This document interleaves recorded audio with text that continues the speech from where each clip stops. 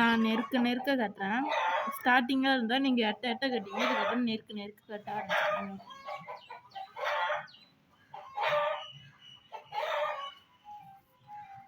எப்படி அழகா கட்டியாச்சா?